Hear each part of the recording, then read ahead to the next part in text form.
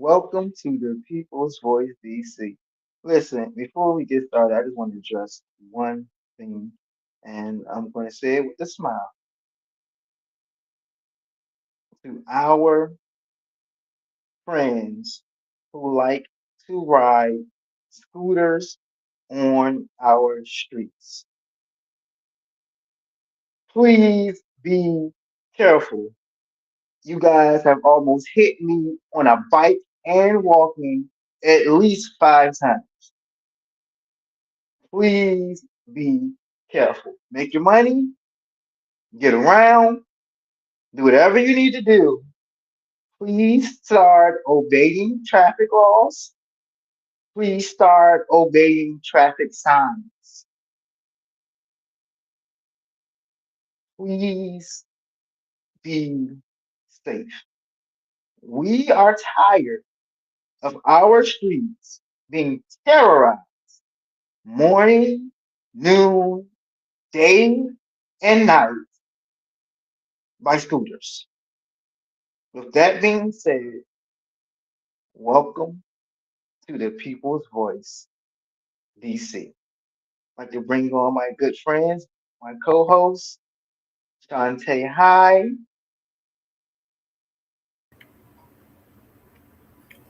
and former mayoral and city council candidate, Chris Allen. How are y'all? Good. How you doing? I just needed to, I'm okay. I just needed to get that off my chest. I Why did you have say been almost that? hit like every day By a scooter? by a scooter. Now I know some people who've been on a scooter got hit by a car.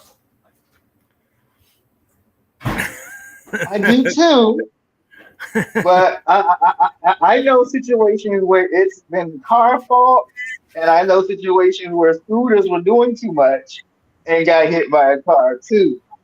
No, me, I'm a safe rider because I ride motorcycles. I ride, all of the twos and the fours. And I was riding a 49cc scooter, and I was on Rock Creek Church Road when a lady who was texting and driving abruptly made a turn, hit me, and yeah, she caused some severe damage. I am still suffering pain from all of that today.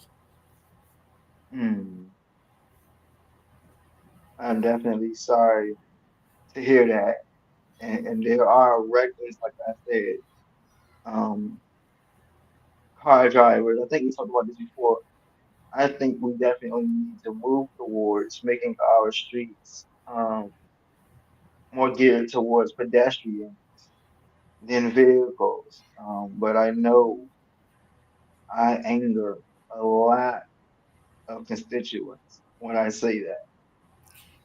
I gotta kind of agree with you on that because I feel like these traffic lights and the pedestrian lights, they coincide with each other, and they have pedestrians walking in front of cars when cars are trying to make turns, which ultimately backs up traffic because only a couple cars can get through the light. So my suggestion would be to allow the pedestrians 60 seconds to cross first.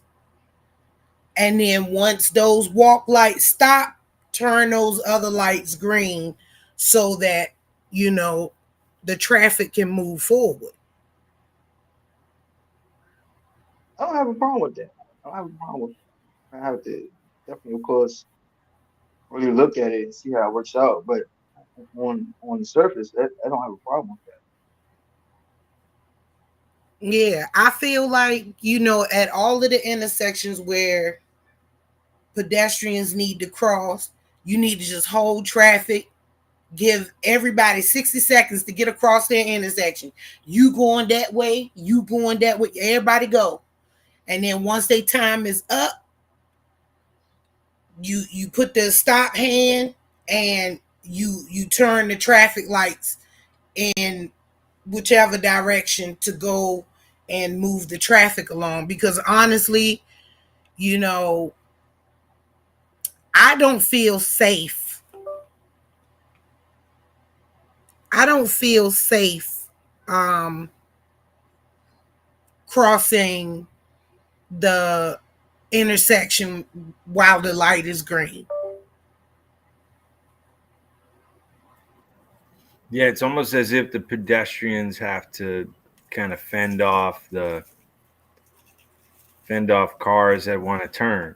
Now, what I kind of wonder, like, how does DC compare to other cities? Because we have, I mean, there's a lot of folks. I think, unlike other cities, there's a lot of folks who want to come into the city every day and leave the Well, city every day. They want to come in and leave. Maryland wants to come in, Virginia wants to come in, and then they want to leave. And they're usually driving cars. They're usually fed up from the traffic jams, and they're anxious to get home or anxious to get to work. So they're already kind of primed and pumped to kind of press the gas and go. Um, and so, unlike sort of like, let's say, a place like Richmond, or even to an extent like maybe Baltimore, those are sort of cities onto themselves. They're like, you either live around them and you come in and you go. It's not like, I don't know.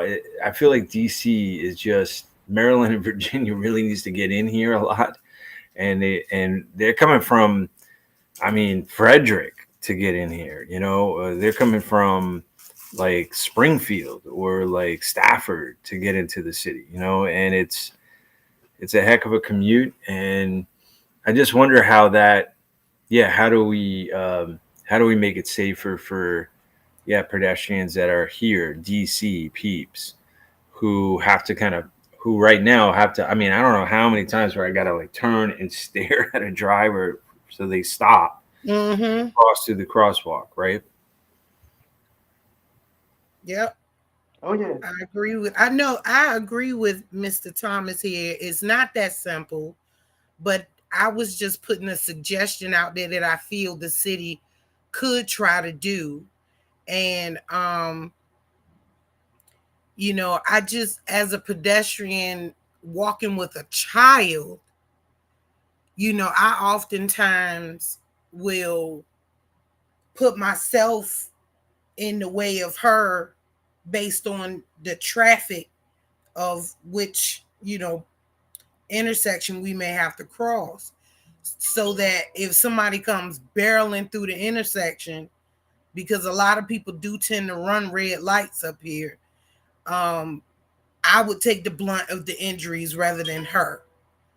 So, and then most of the time, when I see the time running down on the clock, I would just release her hand and tell her, run, go.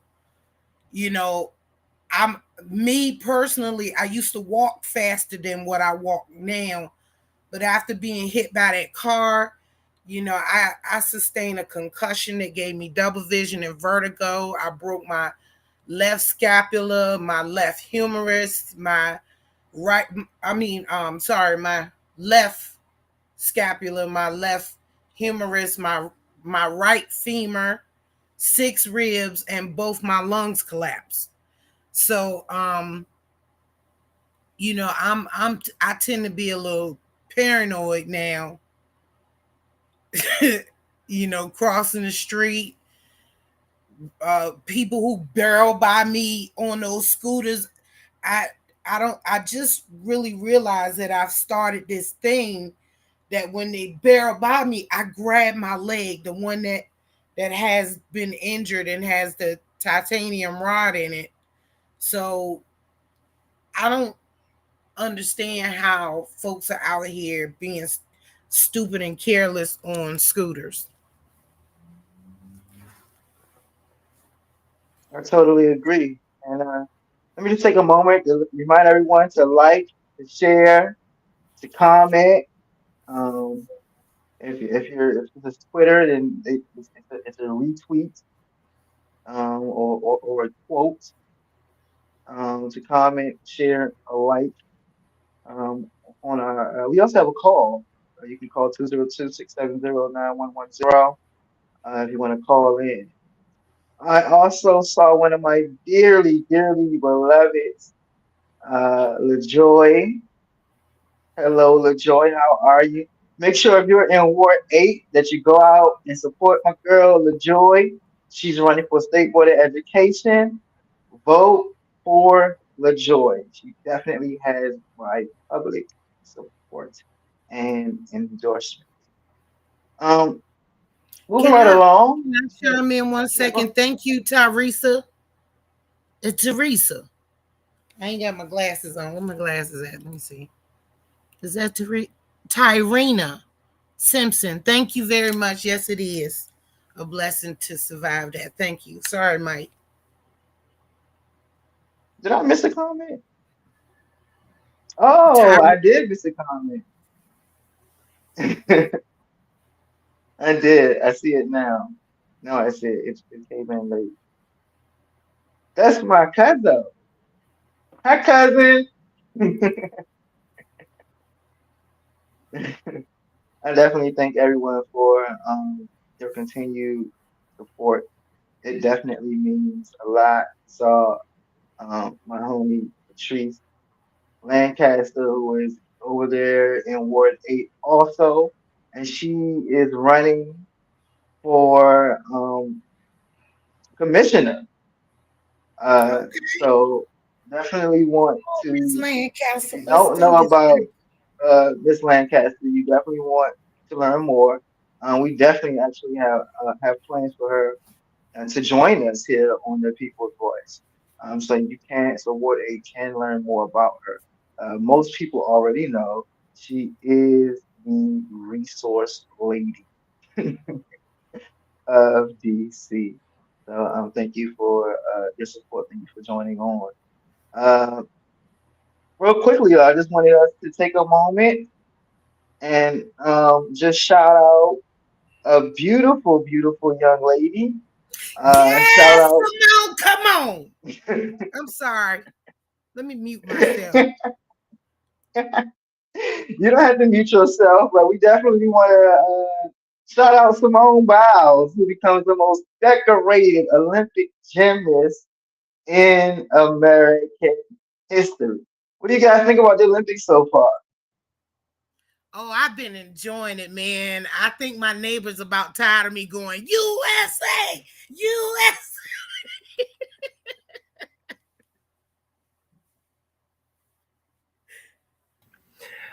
I'm very, I got I'm mixed very feelings about it. proud. Y'all know we got some Olympians that represent the DMV. Katie Ledecky is from Bethesda, Maryland. And then we have Noah Lyles, who won the gold in the 100 and the 200-meter men's race. He is from Alexandria, Virginia. We have Tori Husk, who won she got the gold for the team race. She is also from Alexandria, Virginia. Come on, DC, Maryland, Virginia. Let's do it, baby. Yes. Yeah, yes. I forgot my brother. My brother Thomas Donahue is also running for commissioner over there in the Great Ward 8. So definitely, we'll have to get you on the show too, Thomas. That same day we have a couple of people running for commissioner in Ward 8, and there are. By the way, let me just say this: there are so many vacancies in our city. Check out your ANC, check out your SMD, single member district, and see who your commissioner is. See if you have a commission. If you don't, please consider running for commission. If you want to know more about what the job entails, if you want to know more about how do you get involved, how do you get started, please hit me up, hit us up. That's what the Rising Voices of Politics is all about. That's what we're here for. Let us know, and we will be here to help you. but do not allow your SMB to continue to go unrepresented. All you're doing is allowing your voice, your thoughts, your concerns, what's important to you, not be heard. Your voice, your vote, it matters. It does. Make sure that you have representation at every single level of our government. It's not just the mayor, it's not just the city council, but you need your commissioner. A good commissioner makes a huge difference. I agree with that. And even if y'all have somebody in the seat and you're not completely satisfied with the work that they've done and the promises that they've made that they have not kept, step on out there. Go ahead and be like Kevin Hart. Say it with your chest. Go on and step out there and be one of those people who makes a change in DC. Yes, indeed. Yes, indeed. Be the change. Be Lord the knows we need some change. change up in here because And DC is speaking rotting like a of egg. change, speaking of change, boy, has a lot happened since our last show. Not only has Biden stepped down, not only has Harris announced she'll be running for president, not only has Harris secured enough delegates to represent us on our ticket as a Democratic Party, Harris this week has also announced her running mate to be Governor Walz. And oh my goodness, what a speech he gave last night. If you don't know the guy, if you've never heard of the guy, all you had to do was listen to that guy's speech last night, and you just have to have a good feeling. Did you guys hear the speech? I heard a couple of clips. I did Hmm. not. I did not. I was not aware that he was going to give a speech. I was tuned into the Olympics.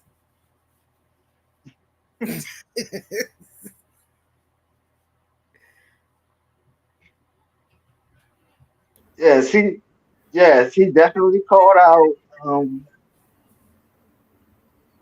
Mr. JD Vance. Um, I can't wait to see them two debate. I can't wait to see Harris and Trump debate. It's just gonna be awesome. It's just gonna be. I can't wait the next 90 days now. I believe it's just it's gonna be out of this world.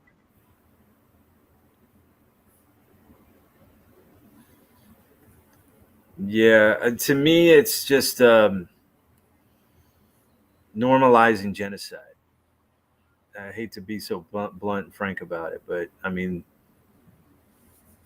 it's almost like there's not, hundreds of thousands of people being murdered by bombs paid for by taxpayer dollars being dropped on kids and moms right now.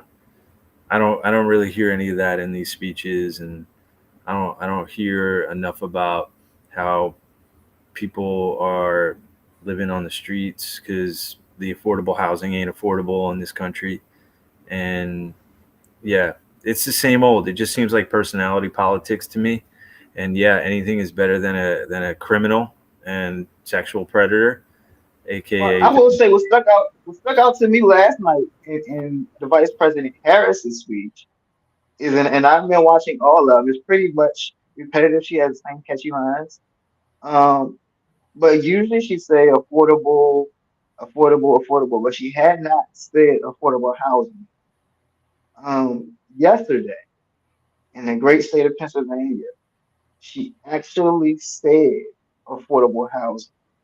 Um, so but but the what does that question, mean, I Reverend? the did find that question, encouraging. but the question becomes affordable for whom, though? Right.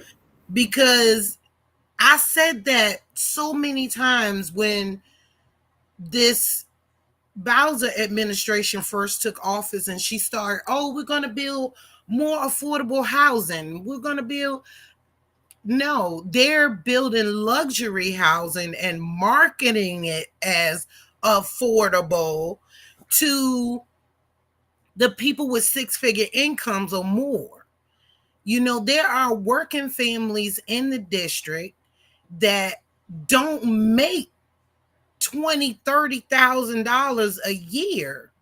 Look at matter of fact, let's take for instance the IHOP over here on 14th Street in that plaza over there.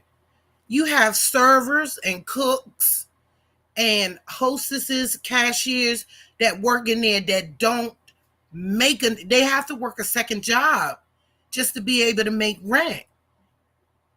Like literally their whole paycheck for that month plus a portion of the paycheck from the second job is going to pay the rent.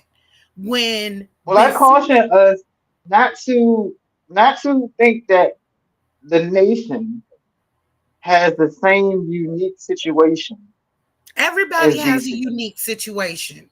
I'm Well, just well, what saying, I'm saying I is this. know I'm speaking on experience from somebody I know that worked over there who had to take on a second job just to be able to make the rent. And then Well, there's this stigma around people with vouchers. You know, people want to uh chastise and degrade what I'm and saying is demean. Kamala Harris is running to be president of our country. She's not running to be mayor of No, I DC. mean, all of these administrations work together, and at some point it gets to the president, and the president can either veto it or not. You know what I'm saying? So I'm just saying Well, politics is it's a fickle thing. It's really tricky and But fickle. hear what I'm saying about in response to what Chris was saying about affordable, in particular, affordable housing. And what I'm saying is in DC, we have a unique a problem where our median income is being included with Virginia and Maryland. Mm-hmm. You don't have North Carolina or Wyoming or South Dakota.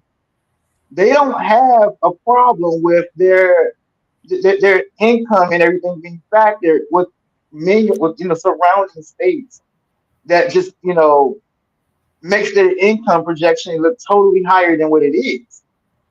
And so when we talk about affordable housing as a nation, I don't think that it's the same situation that we have here in DC. We're kind of messed up here in DC with that, but I don't think every other place in the nation Been has that messed up issue. now because they done gentrified the city.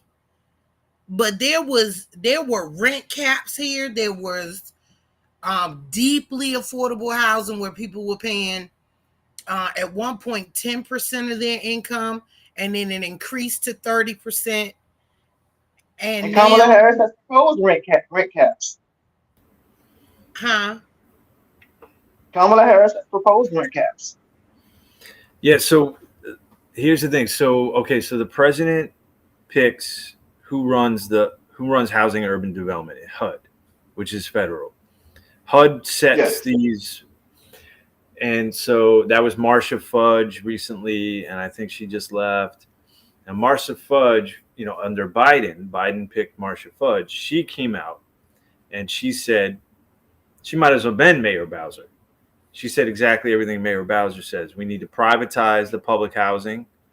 Privatize, meaning give it to private interests because somehow they know how to do things better, and which is untrue. It's just that there's just been no accountability of the people taking care of our buildings, public buildings. They've just let it slide. They've divested. They've not taken pride in it like they used to, 60s, 70s.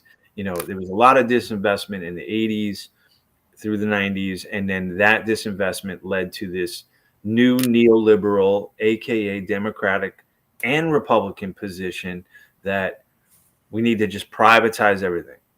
And so Marcia Fudge was claiming that, we need to privatize the public housing. So that's going to be the same under Kamala Harris.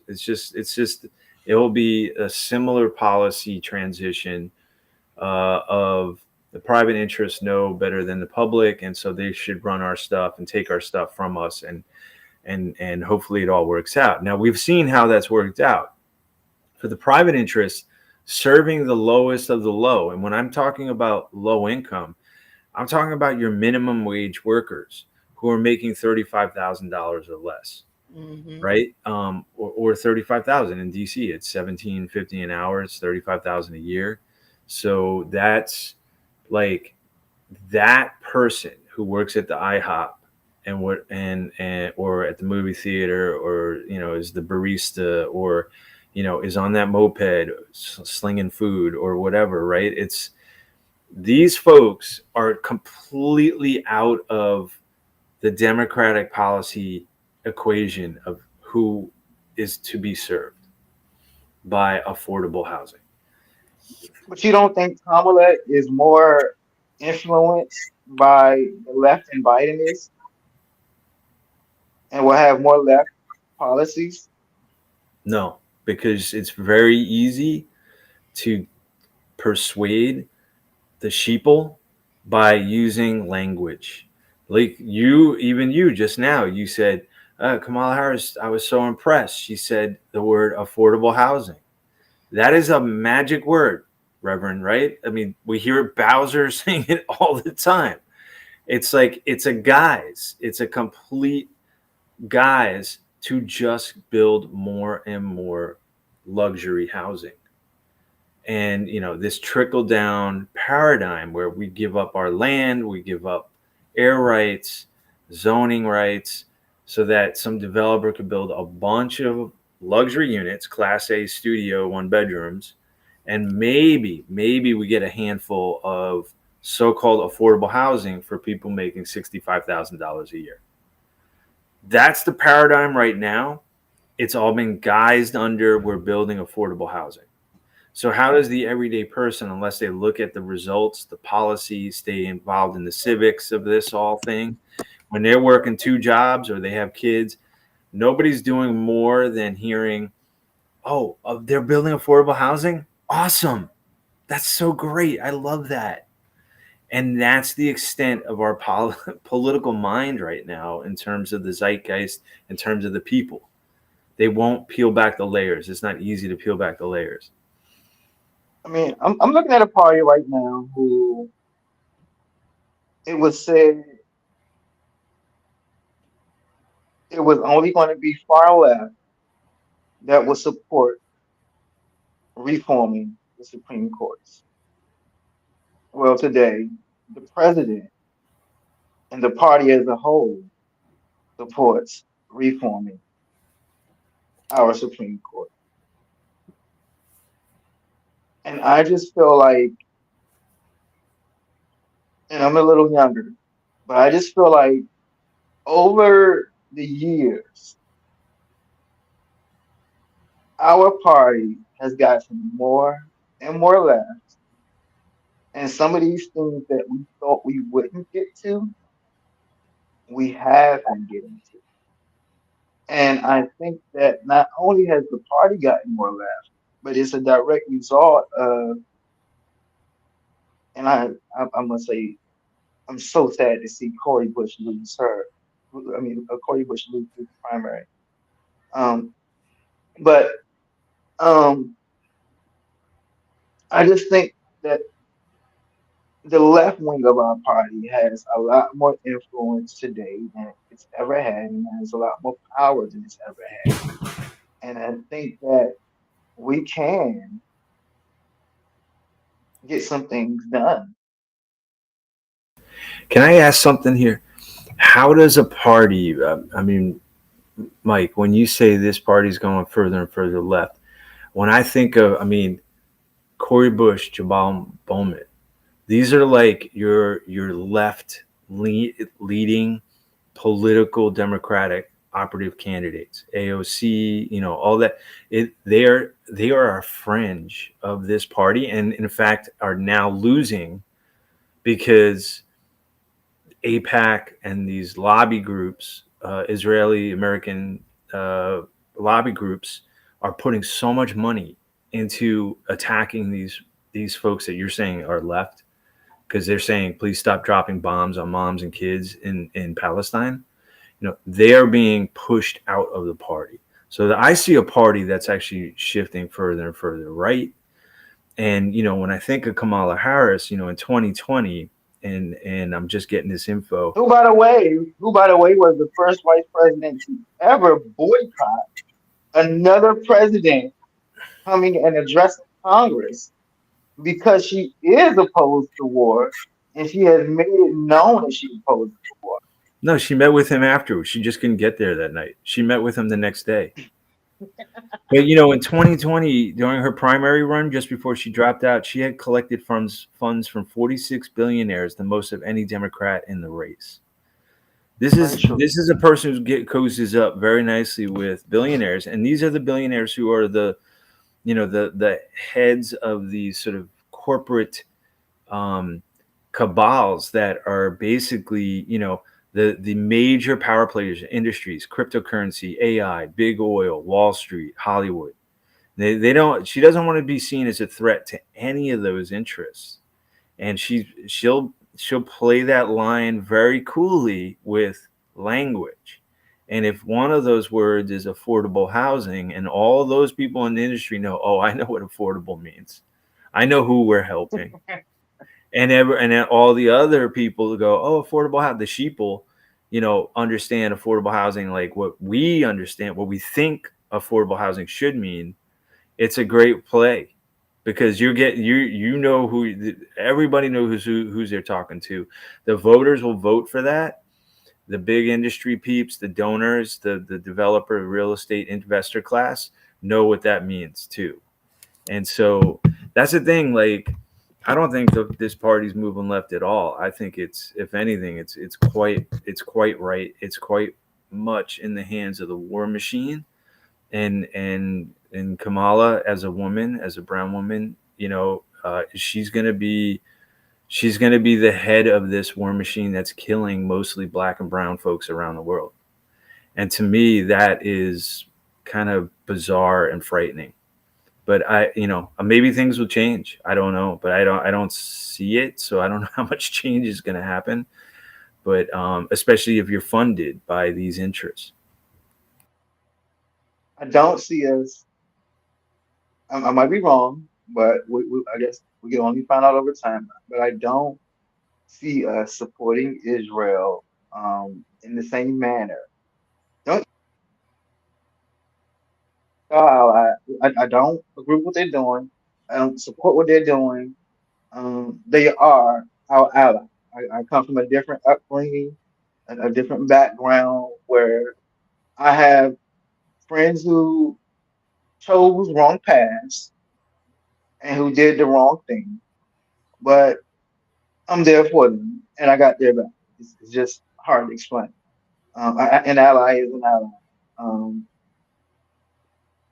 but I don't see Kamala supporting Israel and what and their ways, should I say, in the same manner that I see Biden. I think that Kamala will get either a little stiffer and mean what she says, or I just feel like she won't support him to the same strength. I'm not saying that we're going to, completely abandon it. They are our allies. We do have treaty, agreements with them, and those things are important and do need to stay in place for the security and for the benefit of our country. But we do need to draw the line, and we do need to make it known that when we say something, But let me ask you real quick when you say that, Mike, is it what would you have said to Botha then in South Africa when he jailed Mandela in that apartheid state? Would you have said, "Oh well, Botha is an ally, and that's just how it rolls, and we need them in South Africa so we can control American interests in Africa"? Would you be saying the same thing? Because that's essentially what Israel is. Israel is an apartheid state in Palestine, and they're controlling. I mean, they have a very wide influence in basically the Middle Eastern part of the world, and basically is a proxy state for the U.S. to influence what's happening in the Middle East. So, why is it okay in Israel, but obviously, you know, I mean, Mandela became an international hero, won all sorts of prizes when he freed the South African people from the apartheid state of Botha and all of, See, I didn't say it was okay. What I said is I understand they're not. I'm not saying that I would have made the same decisions, or anything like that. What I'm saying is, if you are voted president today on Israel, it's just not that simple. As one of the colleagues said, it's just not that simple. It's just not realistic. They are an ally. We have some interests and security interests as well. And we just can't say, you know what, well, we don't support what you're doing. We don't want a relationship with you. We don't want anything to do with you. That's just not realistic. And as a president or as a leader, you have to understand that. and I'll end on this, but question back: why do Israeli citizens have more libraries per person, have complete health care, free school, uh, obviously an amazing transportation system to ship all those bombs around and whatnot? How do they have all of this without U.S. help? But people in the states, right here in our own backyard, and in the whole city, why don't we have health care? Why don't we have housing? Why isn't there a library? Why is there only one library in Ward One? Uh, you know, um, why are they shutting down and privatizing schools to become condos in Ward 7 and 8? Like, why is there this disparity where Israel and Israeli citizens get our money to live a great life, and uphold this apartheid state where Palestinians are second class citizens in that same land where they were for thousands of years as well? Suddenly now the US money goes, taxpayer money, your money goes to Israel and funds all of these things that we don't even get to have here. We don't get to have free healthcare and free schooling and housing. It's certainly not easy to get any of that. I'm not saying it doesn't exist. I'm saying it's guaranteed in Israel, for the people there. And it's only guaranteed because of US tax money. So it's a little bit different than just an ally and they just exist on their own.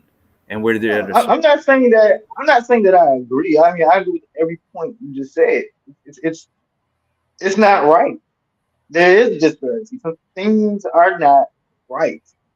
All I'm simply saying is when it comes to Kamala, Biden stepped down. She's next in, she feels like she's next in line, or she's deserving and able to do the job of a president. And all I'm saying simply is, when you become president on day one, realistically, you can't just say, "Hey, look, this is unfair. This is not right." Da, da, da, da. We're not helping Israel. We're turning our backs on Israel.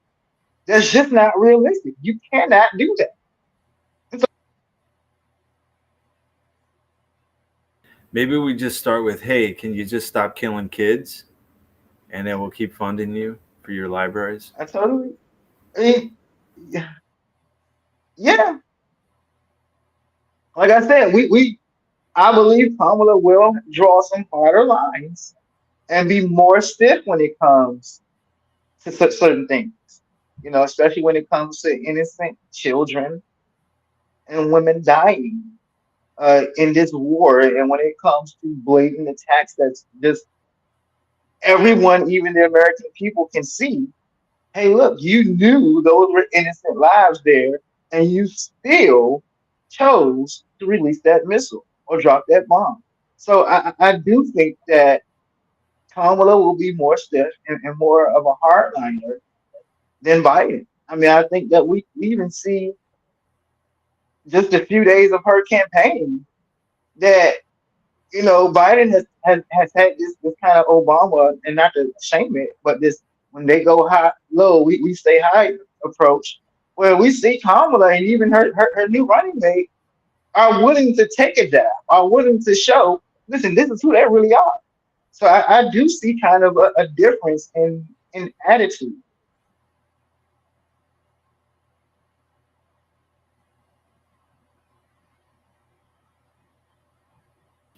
One of the other things, we were talking about language. One of the other pieces of language that I noticed being used in this particular case with Israel, Palestine, and the U.S.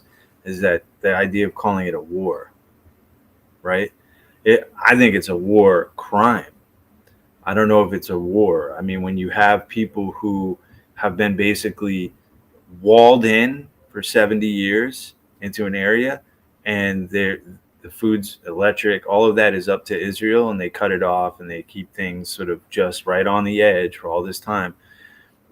There have always been responses to that type of oppression, whether you're in Ireland with the IRA, to Britain, when they started bombing stuff in Dublin and in Northern Ireland, and you had the same thing happening. When people are repressed, they're gonna like sort of act out. They're gonna say enough. And I think that's what we saw with Hamas on October 7th. But to just say that has started some war, when I see the disproportionate, I mean, when you have people throwing rocks versus people rolling in with tanks and bombs and all of that, and people in tents, being obliterated, kids. And I mean, it's, to me, it's just like, I don't think it's a war. I don't think it's fair to call it a war. I think it's fair to call it a war crime. I don't think it's fair to call it. It's not like Palestine has an army. You know what I'm saying? They have kids with rocks and slingshots. You know what I'm saying?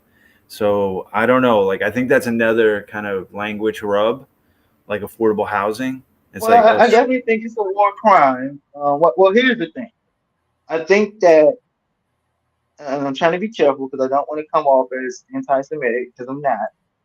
Um, but I definitely, I think that the history in the, I believe in a religious involvement with this.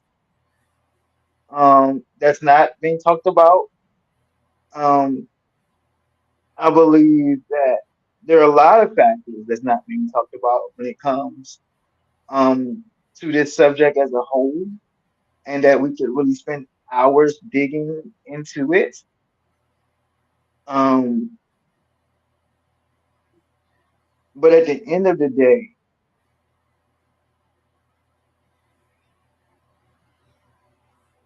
I think that there has to be some form of willingness from both sides uh, to have peace. Um, no matter how wrong you think you are, uh, I don't think, I think that history already proves when it comes to us, particularly as a brown people, that the most progress came when we chose non-violence. Um, and I think that you have to come to a place of peace and compromise um, for a better living environment for all. And I don't think at this point that Israel is all the way there, and I don't think at this point that the Palestinians are all the way there. And I'm not saying that either side has a reason not to be or to be. I'm just saying that they're not all the way there. And my prayer is that one of these days there will be peace in that land. Until then, I think that we do need um, to make sure that our interests are protected, and we do need to make sure that innocent lives um, are not being lost. But we can't be hypocrites doing this, and we go in and we went and bombed and killed innocent lives in Iraq and killed innocent lives in Afghanistan, and then all of a sudden we want to police this war or this war crime. I just don't think that's right either.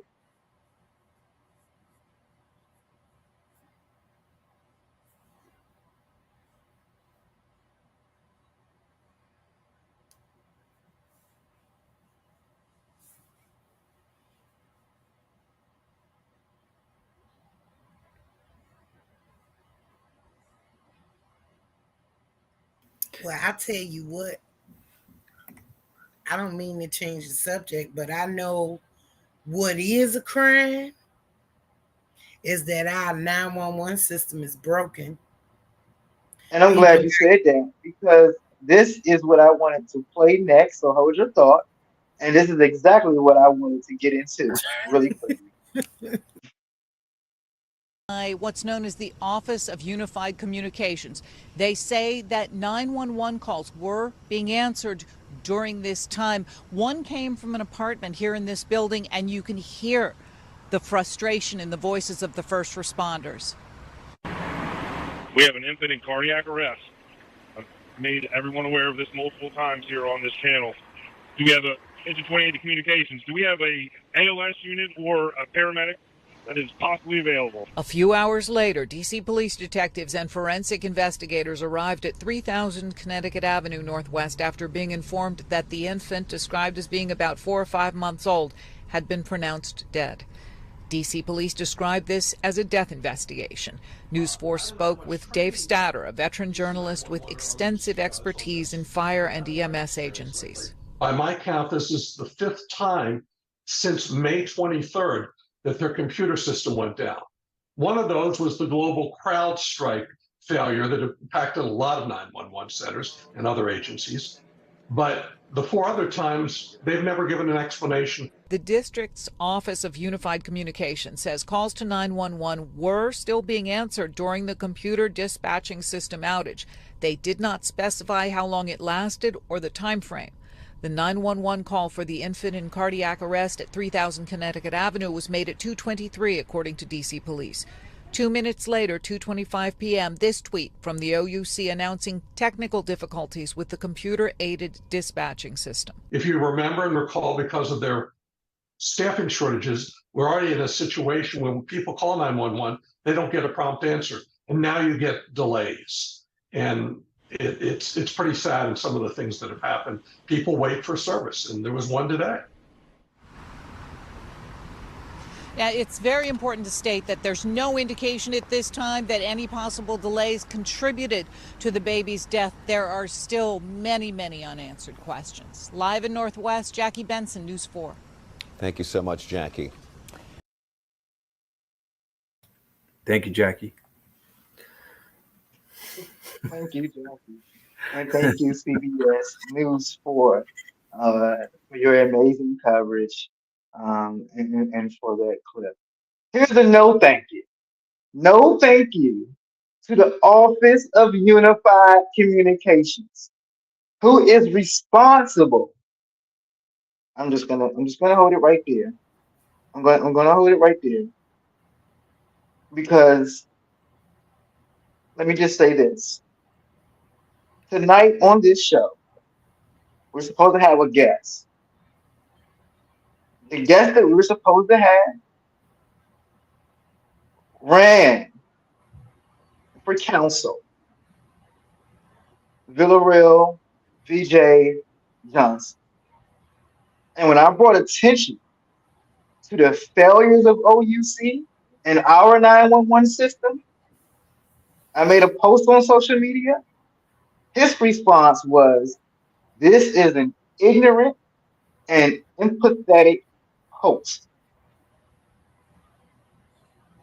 He said it's one of the hardest, and I quote, answering that call is one of the hardest things I've seen a person do. And to do it all day, every day as a career, those who work there deserve more. I don't understand what the hell you're talking about, but let me say this. This is not an aim at the employees of OUC. This is an aim at the system and at the leadership and at whatever the heck they're doing in that department. I understand that there are 911 dispatchers who come to work and who are doing their absolute best. I also understand that systems keep getting down. I also understand that the department is underemployed. It has been underemployed for months, if not years. I also understand that the leadership is downright terrible. I understand that the training is insufficient. Those things can be called out. And if you feel they can't, then I am so glad you do not represent me. Oh.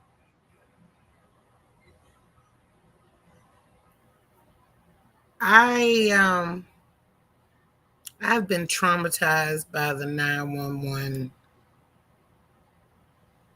dispatch call center. Mike, you know, I told you about that earlier. And Yes. Chris knew years ago what happened to my neighbor and my friend. So I'm going to tell the story, but I'm going to keep it short.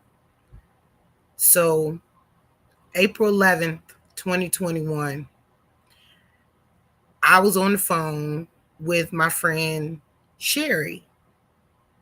I get another call from one of our other neighbors to alert me that EMS was trying to get in my building. And so I cut that call short to get back to Sherry. And I go out on the balcony and I look down, and there are 8 paramedics standing there trying to jimmy the lock to get in my building. And I asked them, I said, may I help you? And they look up at me. Yeah, we get a call for a 56-year-old lady having a stroke. I said, first of all, that's not me. I said it just like that. That's not me. I said, that I don't fit that age. I'm not that age. Second of all, if I was having medical problems, I wouldn't be able to speak to you right now. You know, there is a thing that medics do called FAST, F-A-S-T. When a person is having a stroke, F, check their face. If their face starts to like droop on one side, then it's likely that they're having a stroke. Some people have even pursed their lips really hard too. Check the face. Then A is the arm. Most of the time when people are having a stroke, they can't lift their arms above their head or even out to grab something from you. So check the face, the arm, F-A. Then you have S, which is the speech. If they cannot relay, like you ask them a question and the speech is impaired because they're having a stroke. And then T, if they don't pass FAS, then T, it is time to call 911. It is time to get the medics and get them to the hospital immediately. And I'm standing there. I'm like, y'all didn't even do fast on me. I said that to them. Y'all didn't even do fast on me. But it's obvious I'm not the person you're looking for. I need you to go over to 618 apartment 21. They did not listen to me. They didn't listen to me. There were 2 ambulances, 1 fire truck that responded. They got back in their respective vehicles and they all left and came back the very next day. And my neighbor had a stroke and she died from a massive stroke. And I watched them wheel her out of that building on a gurney in the body bag. And that could have been prevented had they listened to me and go over there. But it's sad to say that this system is really broken. We've had shootings at Park Morton. Neighbors, not just myself, neighbors have called 911. Took them 45 minutes just to come from Park Road over there to see what was happening. So there is a lot that can be said about the 911 system. There's a lot that can be said about the management that is responsible for taking care of residents, because we had another incident where a senior passed away. And I won't get into the graphic details like I told you, Mike, but this senior had passed away and she lived right across the hall from the rental office.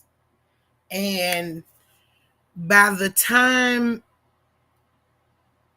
someone decided ultimately to call 911, it was way too late for her. And the coroner came and told us how long she had been in there based on the lividity of her body. So there's something wrong with this system. It is ultimately broken, and they don't rescue the people that actually need rescuing. They're going to the wrong addresses. People are dying because of it. And I even had a situation where my house got shot up, and back in February of this year, somebody tried to steal my car. And I called 911. The police officer come. These are the cards for every incident that has happened at this house. 1, shooting at a house. And these 2 are from the one officer that came out about my car being vandalized. And lucky for me, I drive a stick, so they wasn't able to take my junk. It was his own anti-theft device. Thank you, Jesus. But you know, this officer, he was very unpleasant to work with. He literally told me, and I quote verbatim, "Unless you sustain $1,000 or more of damage and theft to your vehicle, there's nothing we can do." End quote. I'm gonna read a comment that someone made concerning the OUC. And this is from a guy in Ward 7 named David Bell. He said, "I really wouldn't put it on the trench employee. The culture of the agency, management, the poor training, and the hiring practices are to blame. This culture is obviously encouraged and protected by the mayor. Sadly, no different from other agencies in this administration."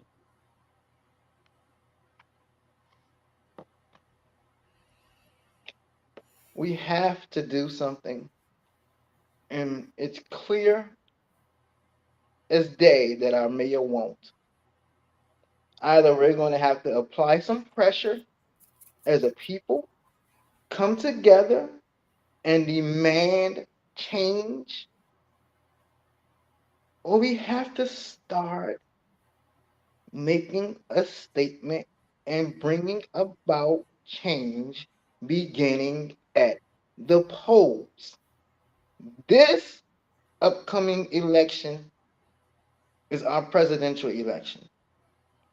In 2 years is our next mayoral election.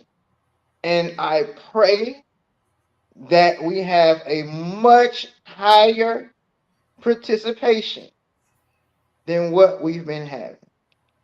Hopefully, some of our people are sick and tired of being sick and tired of being sick and tired of this city's leadership. We need a new mayor. You folks didn't show up at the polls for my brother Chris. You didn't show up at the polls for any of us.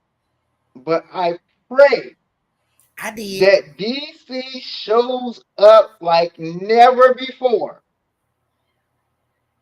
this next mayoral election. We We need need new leadership new all around. leadership. We need new leadership.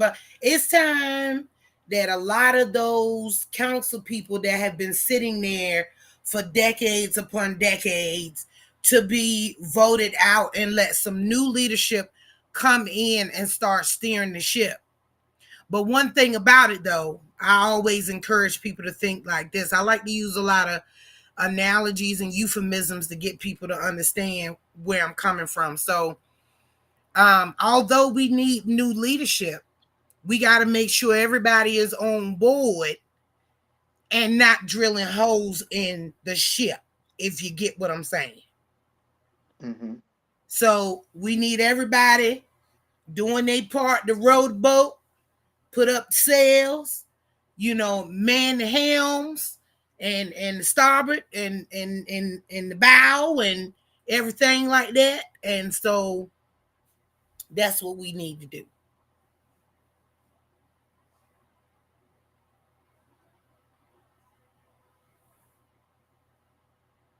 We about to get into the territories. Definitely need to fix our 911 call, and things like this is the reason why we need to be prepared for emergency situations,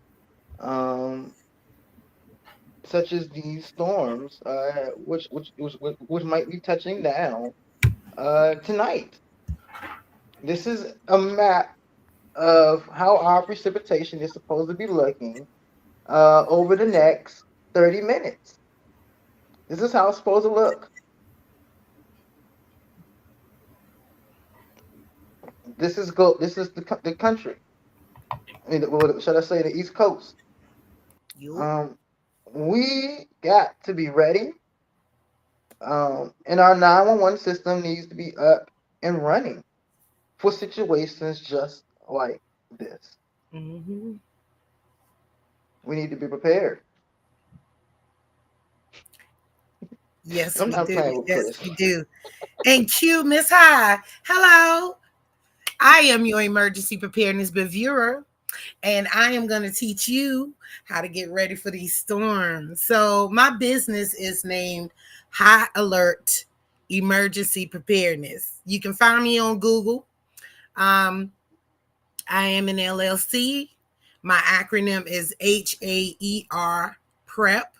And that's also my website, haerprep.com. Go see me. Go see all of my numerous certifications. I think I'm over 60 now. But I say this all the time when I start my webinars or my seminars, depending on the community I'm serving. I ask people, where were you and what were you doing when 9/11 happened? And were you prepared for it?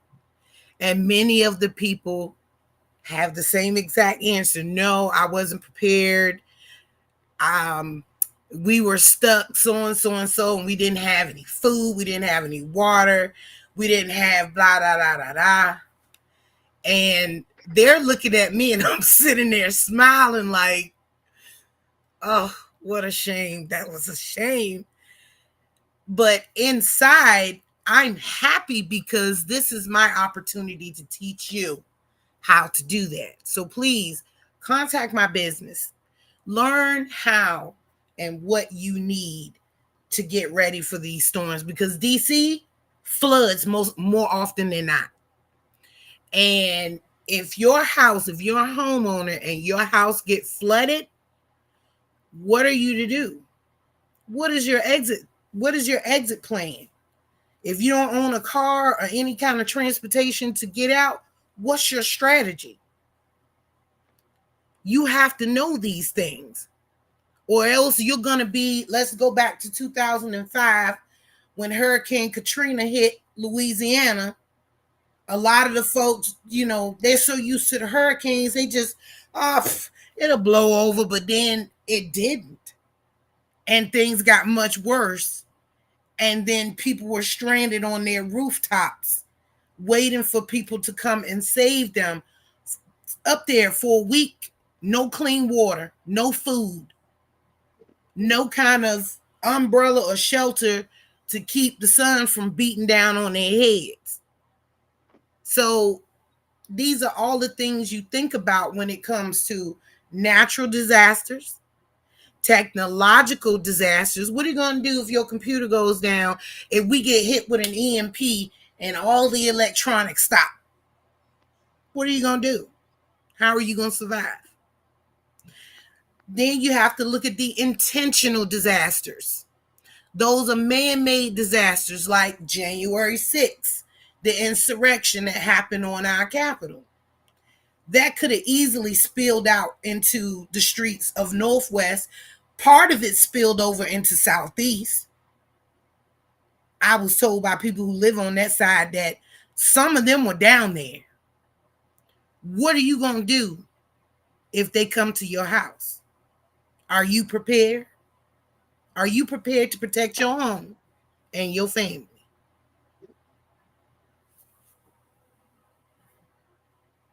Folks, please like, share, subscribe, and send stars. You're getting valuable information. This is not the only resources you'll have. We'll have resources for you out the show on our podcast. But make sure you like, make sure you share, make sure you send us some stars, and make sure you subscribe to us on YouTube. The People's Voice DC. Before we leave, I just want to bring awareness to one quick thing, and this happened in Ward 1. I was over at this particular location. It's on 11th Street in Northwest, and when I visited, they were very nasty, very mean, very rude,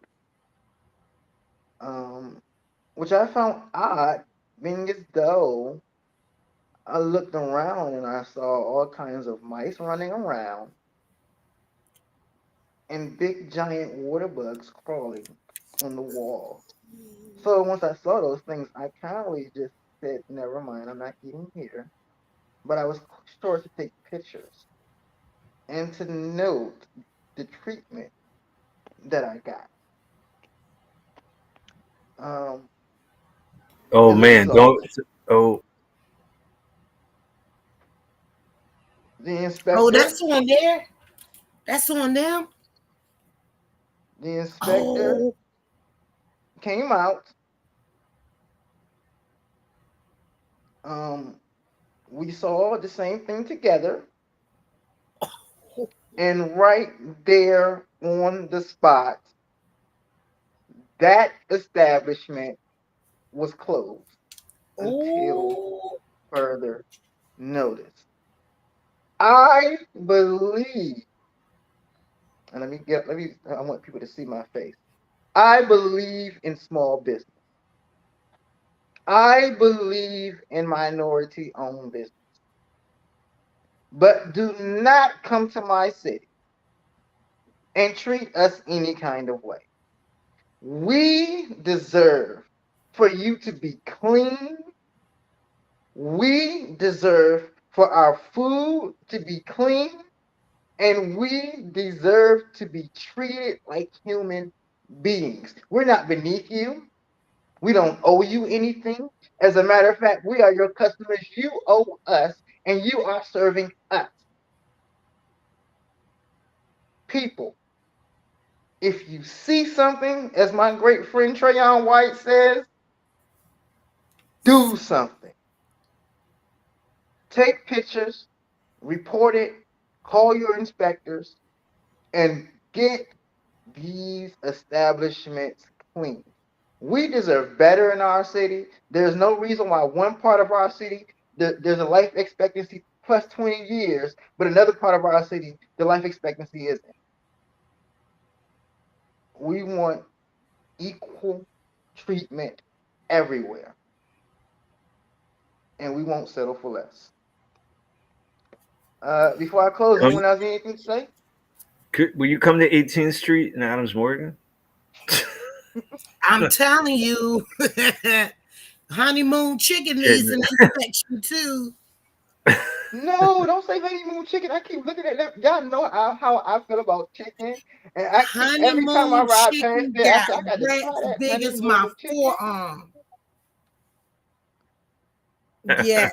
And it's on video on Instagram, TikTok, and Facebook. Hey, some people are eating over here. Oh, I'm sorry.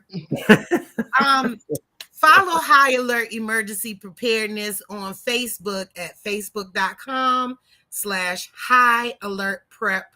Looking forward to serving y'all in the community. Oh, just to pinpoint, I also do DC Notary. I am a mobile DC notary, and I especially serve my disabled and my seniors. I'm a wedding officiant. So if you plan on getting married, even if it's in the kitchen, baby, come on, call me. I can hook you up.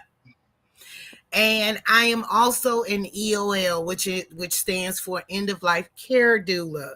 So if you have your nana or papa who is nearing that transition, give me a call. I will be there to support you and your family during your bereavement time. So yes, I offer a multitude of services, and I hope to serve you soon.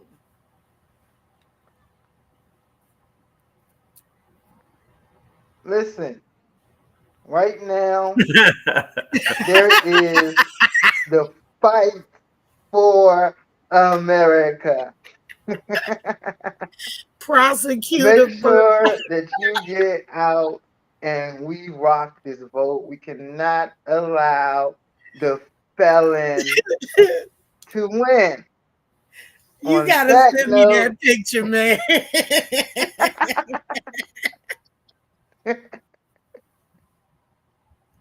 Yeah.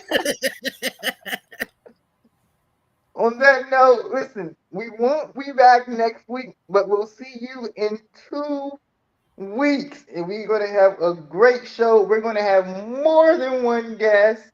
It's going to be lots of fun, lots of entertainment. We're planning for an in-person event. Stay tuned. Make sure you follow us on social media. We're on Facebook. We're on Instagram. We're on Twitter. And guess what? We're even on Spotify now. Subscribe to us on our that's my channel, right? channel. Yay. Send those stars. Don't forget share, Twitch. Like. Until next time, be blessed. This is the People's Voice, DC.